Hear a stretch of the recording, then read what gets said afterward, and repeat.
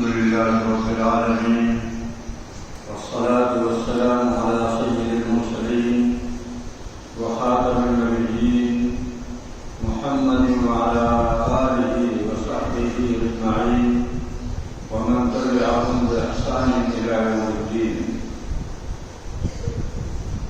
أعوذ بالله من الشيطان الرجيم. بسم الله الرحمن الرحيم. كل من عليها فان ويبقى وجه ربك ذو الجلال والإكرام.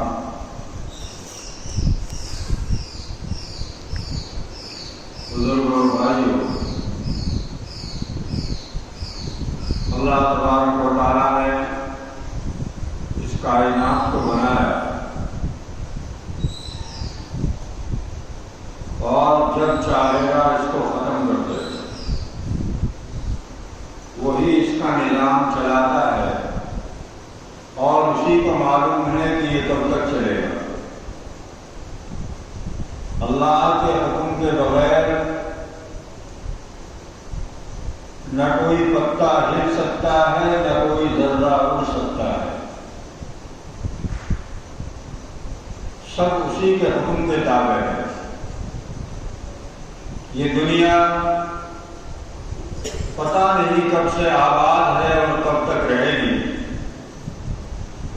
تاریخ کا اندازے لگانے والے، آثار قدیمہ کی کھدائی کرنے والے طرح طرح کی باتیں، مختلف باتیں کرتے ہیں، لیکن صحیح تاریخ کسی کو بھی نہیں معلوم سوائے اللہ. موت ہر کسی کو آنی ہے. اللہ کے سوا ہر چیز فنا ہو جائے.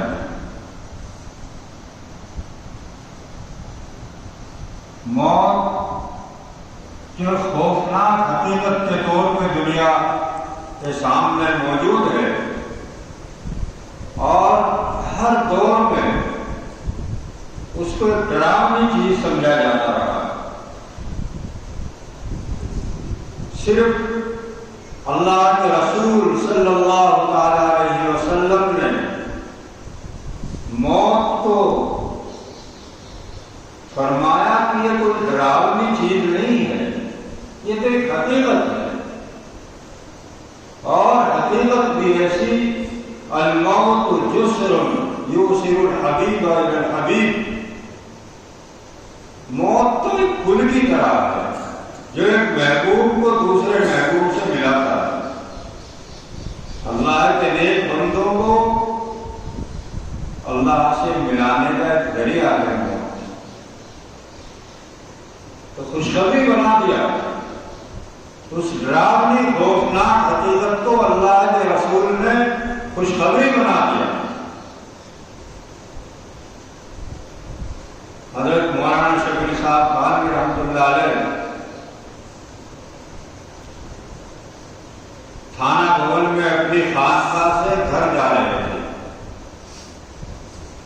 ہمارے شیخ حضرت مولانا نصیر اللہ خان صاحب رحمہ اللہ وہیں تھانہ بھون میں مقیم تھے اور آپ کی شادی طالب علمی کے زمانے میں ہی ہو گئی تھی. پہلی شادی ان سے بچہ بھی تھا اور ماں اور بیٹے دونوں کا انتقال ہو گیا. تو وہ جو بچہ تھا پہلے اہلیہ سے، وہ تھا وہاں تھانہ بھون میں.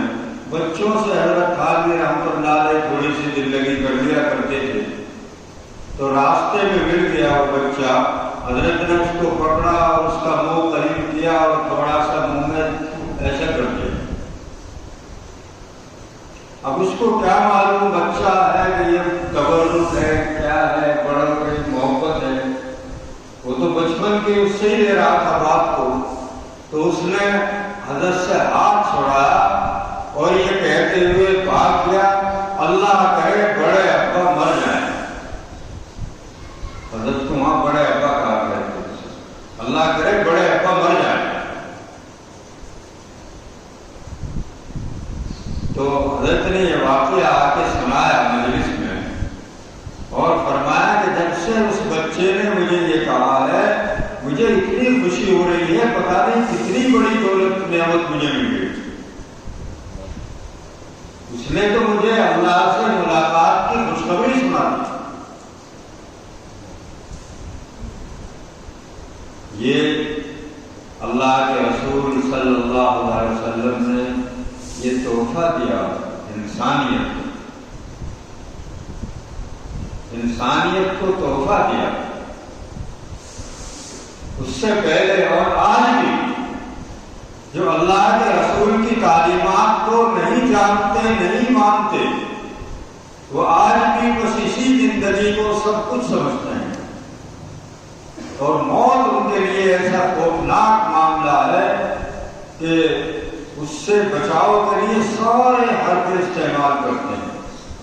زندگی اللہ کی امانت ہے, اس کی حفاظت بھی ضروری ہے, لیکن موت کو یہ سمجھ لینا کہ یہ ہمارے لیے زحمت ہے, مصیبت ہے, یہ اسلام کی تعلیم نہیں ہے. اللہم برفیق الآل رسول اللہ صلی اللہ علیہ وسلم کی زبان پر موت کے وقت یہ الفاظ تھے, یا اللہ میں رفیق اعلیٰ کو پسند کرتا ہوں, یعنی آپ کے حضور پیش ہونے کو پسند کرتا ہوں, مجھے اپنے پاس بلا دیجیے.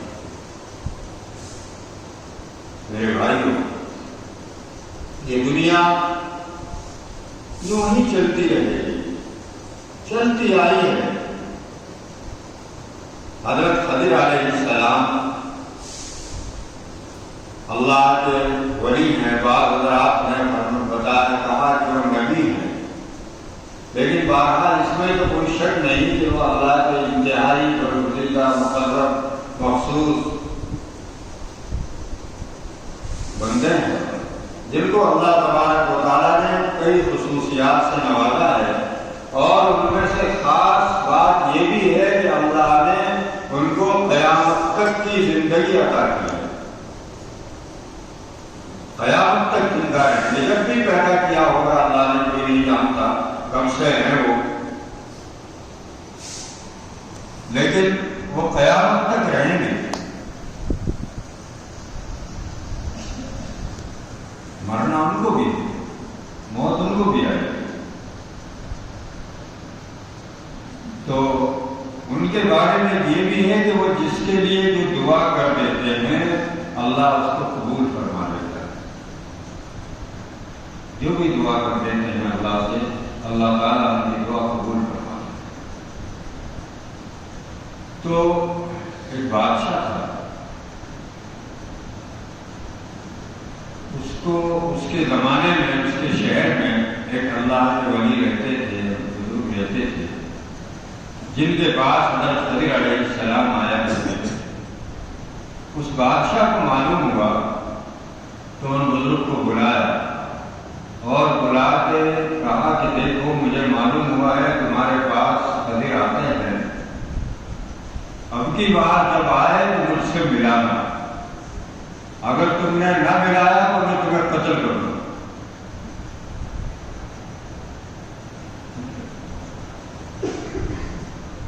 کچھ دنوں کے بعد حضرت خضر علیہ السلام تشریف لائے.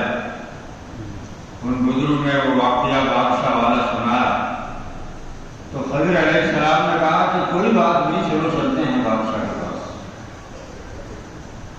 وہ گئے تو بادشاہ نے کہا کہ تمہیں پتا نہیں کب سے تم دنیا میں ہو, اتنی لمبی عمر تمہیں اللہ نے دی اور قیامت تک رہو گے, تم نے اس دوران کون سی کوئی ایسی عجیب بات مجھے بتاؤ, ایسا واقعہ بتاؤ جو تمہیں سب سے زیادہ عجیب لگا.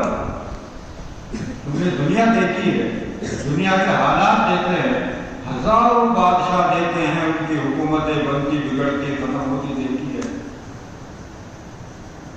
کوئی عجیب واقعہ مجھے سنا. تو خضر علیہ السلام نے کہا کہ ایک دفعہ میں ایک بہت خوبصورت انتہائی سرسبز شاداب آباد بہت عمدہ شہر سے گزرا. دیکھا بڑی چہل پہل ہے، لوگ بڑے خوش ہیں، رہ رہے ہیں، کھا رہے ہیں، پی رہے ہیں۔ میں نے پوچھا کہ بھئی یہ شہر کب سے آباد ہے؟ انہوں نے کہا جی تو آبادی ہے، پتہ نہیں کب سے آباد ہے، ہمیشہ سے آبادی ہے، جب سے ہم سنتے آ رہے ہیں، دیکھتے آ رہے ہیں، آباد ہی ہے۔ چلا گیا، کچھ ان کے گھومتے رہتے ہیں ساری دنیا میں، ساری دنیا میں گھومتے رہتے ہیں۔ اب آپ لوگ یہ سوچتے ہوں گے کہ دنیا میں کیسے گھومیں گے، دنیا کا ایسا تو ہے نہیں کہ بھئی کوئی ان کے پاس ہوائی جہاز ہے کہ وہ یا گھومنا دنیا میں یہاں ادھر سے ادھر جانا اتنا آسان ہے کہ کوئی گاؤں ہے۔ اللہ تبارک و تعالیٰ اپنے ایسے مقرب بندوں کے لیے ساری دنیا کو ایک گاؤں کی طرح بنا دیتے ہیں، زمین کو سمیٹ دیتے ہیں۔ یہ سب اللہ کے ہاتھ میں، سب اللہ کے اختیار میں۔ مہینوں کے خیر فاصلے سیکنڈوں میں طے ہو جاتے ہیں۔ رسول اللہ صلی اللہ علیہ وسلم معراج میں تشریف لے گئے،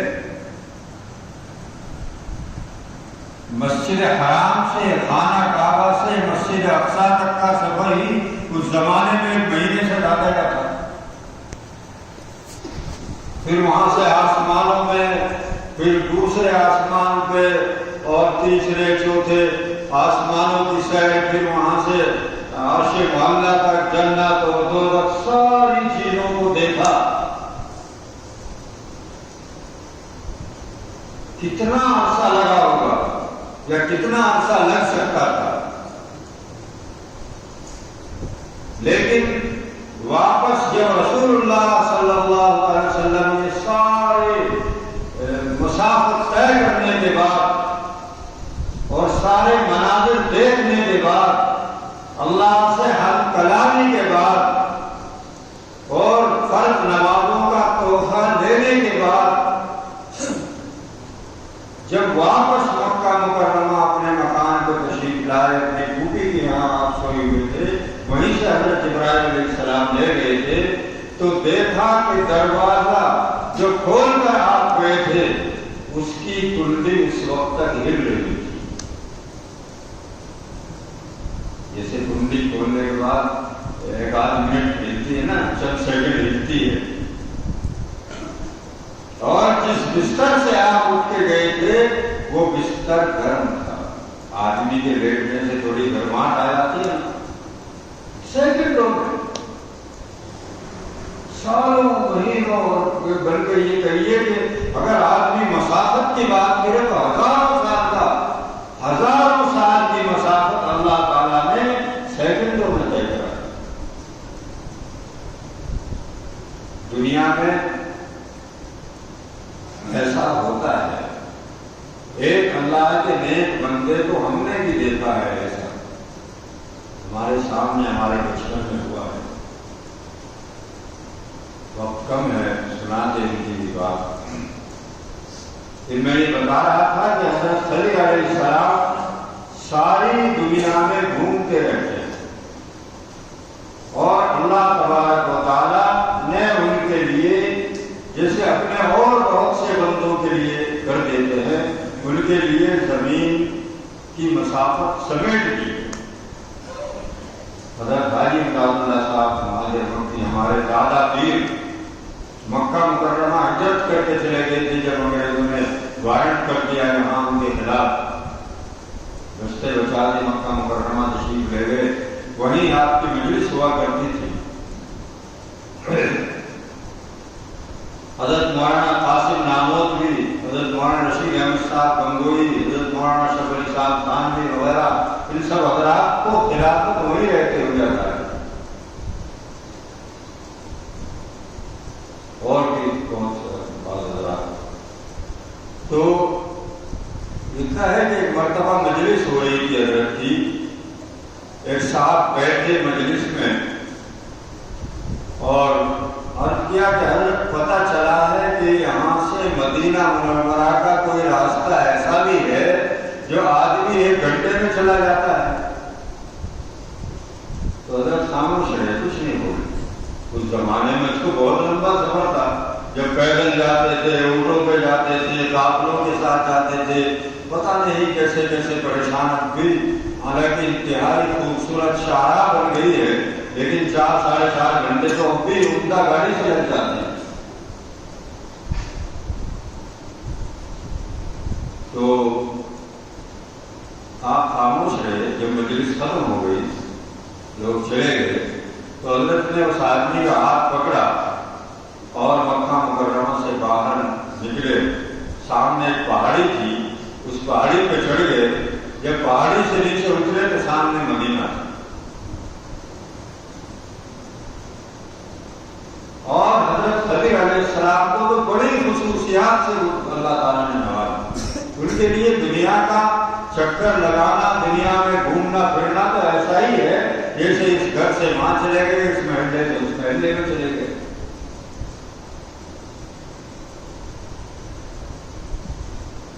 تو وہ گھومتے رہے۔ 500 سال کے بعد اس جگہ پر پھر آئے جہاں وہ شہر آباد تھا۔ دیکھا کہ وہاں ویران پڑا ہوا ہے، بیابان، چٹیل میدان ہے۔ ایک آدمی گھوم رہا ہے، اس سے پوچھا کہ بھائی یہ میدان، یہاں تو شہر آباد تھا، یہ ایسا میدان کب سے بن گیا؟ اس نے کہا کہ یہاں کہاں سے شہر آیا، یہ تو ایسا ہی میدان تھا جیسے ہم نے سنا ہے اپنے بڑوں سے، ان کے بڑوں سے، ہم تو جب سے دیکھتے آ رہے ہیں کہ ایسے ہی میدان پڑا ہوا ہے، کچھ بھی نہیں ہے۔ چلے گئے۔ پھر اس کے 500 سال بعد پھر ادھر سے گزر ہوا تو دیکھا کہ وہاں ایک خوبصورت باغ، بہت شاندار، دور دراز تک پھیلا ہوا، وہاں لہرا رہا ہے۔ کچھ لوگ وہاں گھوم رہے ہیں۔ خضر علیہ السلام نے پوچھا کہ بھئی یہ باغ کب سے لگایا ہے؟ نے کہا کہ یہ تو پہلے سے ہے، یہ تو ہمیشہ سے ہی صحیح ہے، ہمارے باپ داداؤں کے زمانے سے ایسا ہی ہے۔ انہوں نے بتایا کہ میں چلا گیا، پھر ادھر دنیا میں گھومنے کے بعد پھر 500 سال کے بعد ادھر سے ادھر ہوا تو دیکھا کہ وہاں ایک لمبا چوڑا میدان وہ دریا بہ رہا ہے، نہ وہاں کوئی باغ ہے نہ کوئی میدان ہے، ایک خوبصورت دریا بہ رہا ہے۔ وہاں کچھ لوگ تھے، میں نے پوچھا کہ یہ دریا کب سے بہ رہا ہے؟ یہاں تو جب سے ہمیشہ سے بہ رہا ہے، یہاں تو دریا ہی ہے، جب سے ہم دیکھتے آ رہے ہیں، جب سے سنتے آ رہے ہیں۔ پھر اس کے 500 سال کے بعد پھر میں ادھر سے گزرا تو دیکھا پھر وہاں ایک شاندار شہر آباد ہے، لوگ اس میں گھوم رہے ہیں، پھر رہے ہیں، ہنس رہے ہیں، کھیل رہے ہیں، کھا رہے ہیں، پی رہے ہیں۔ میں نے پھر پوچھا کہ یہ شہر کب سے آباد ہوا؟ یہاں تو دریا تھا۔ یہاں کہاں دریا، کہاں نظر آ رہا آپ کو دریا؟ تو شہر کا نہیں تھا، تو شہر ہی دیکھتے آ رہے۔ یہ کھلونے کی طرح ہے یہ دنیا، اور دنیا میں رہنے والے انسان، بسنے والے انسان، جنات، مخلوقات، یہ دریا، یہ پہاڑ، یہ میدان، یہ درخت، سب اللہ تبارک و تعالیٰ کے سامنے معمولی کھلونوں کی طرح ہے۔ جو چاہتا ہے توڑ دیتا ہے، جو چاہتا ہے دوبارہ بنا دیتا ہے، جب چاہے گا مکمل ختم کر دے گا۔ قرآن کریم میں آتا ہے کہ دنیا، یہ سارے پہاڑ ایسے گریں گے اڑتے ہوئے جیسے روئی کے گالے اڑتے ہیں۔ روئی بنتا ہے نا رضائی وغیرہ بننے کے لیے، گدے بنانے کے لیے، وہ دھلی جاتی ہے، اس میں باریک باریک ذرات ہواؤں میں اڑتے ہیں۔ یہ پہاڑ ایسے اڑے پھریں گے، چاند اور سورج بے رونق ہو جائیں گے، ان کی روشنی ختم ہو جائے گی، جو سورج اور چاند کی پوجا کرنے والے ہیں، اللہ تبارک و تعالیٰ نے ان کو آگاہ کر دیا لا تسجدوا للشمس ولا للقمر واسجدوا للہ الذی خلقہن، ان سورج اور چاند کو مت پوجو، اس اللہ کی عبادت کرو جس نے ان کو پیدا کیا۔ ان کو جہنم میں پھینک دیا جائے گا بے رحمت کر کے، کسی جرم کی سزا کے طور پہ نہیں، بلکہ ان کے پوجنے والوں کو دکھانے کے لیے کہ جن کو تم خدا مانتے تھے انہیں کو ہم نے جہنم میں پھینک دیا، تمہیں کون پوچھا؟ میرے بھائیوں، یہ دنیا اسی طرح چلتی آئی ہے اور اسی طرح چلتی رہے گی۔ اللہ تبارک و تعالیٰ جب تک چاہیں گے اس کا نظام قائم رہے گا۔ یہ کائنات اللہ تبارک و تعالیٰ نے بنائی ہے اور جب چاہیں گے اس کو ختم کریں گے۔ موت ایک حقیقت ہے، موت ایک حقیقت ہے۔ اللہ تبارک و تعالیٰ نے ہمیں بتایا کہ دیکھو موت آنے سے پہلے اپنی اولاد کو، اپنے بچوں کو، اپنے گھر والوں کو، اپنے متعلقین کو، وہ لوگ جو تمہارے ماتحت ہیں، ان سب کو یہ تلقین کرو اور ان کی طرف سے یہ اطمینان کر کے جاؤ دنیا سے کہ وہ اللہ کی عبادت کریں گے، ایمان پہ قائم رہیں گے۔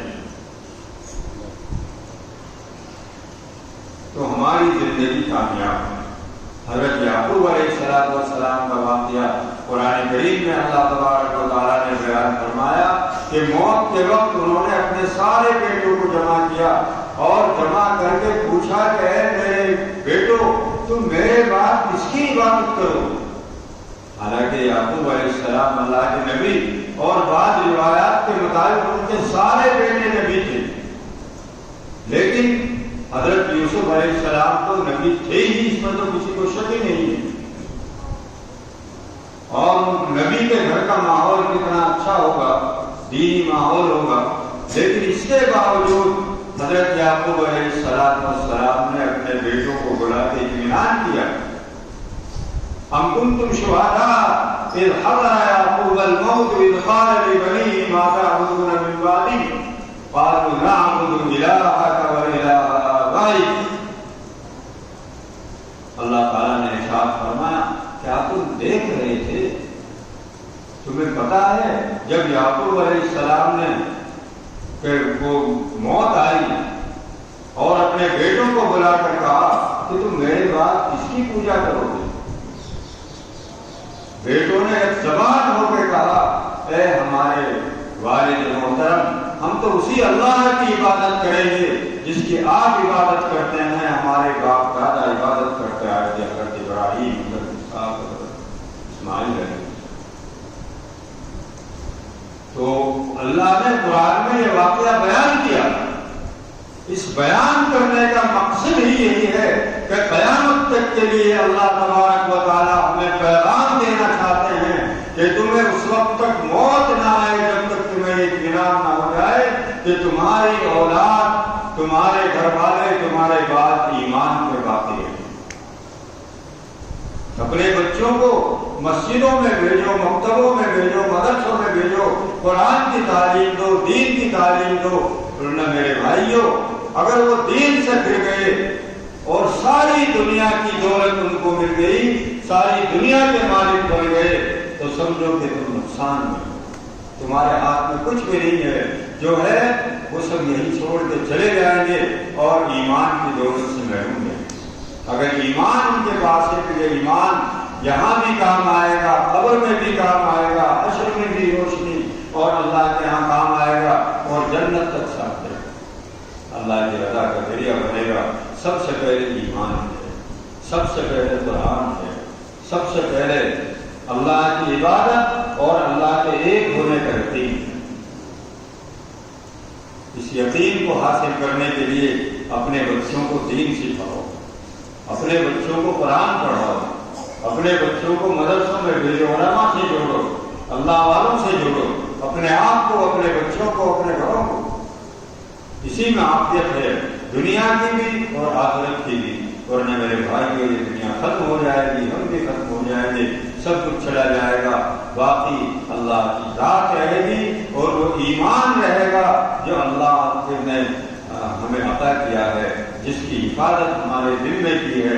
اگر ہم اس کو بچا کے لے گئے تو اللہ کے یہاں سرخرو ہوں گے، اور اگر خدا نخواستہ اس ایمان کے بغیر دنیا سے گئے تو ہمارے پاس کچھ نہیں۔ اللہ تعالیٰ نے توفیق عطا فرمائے۔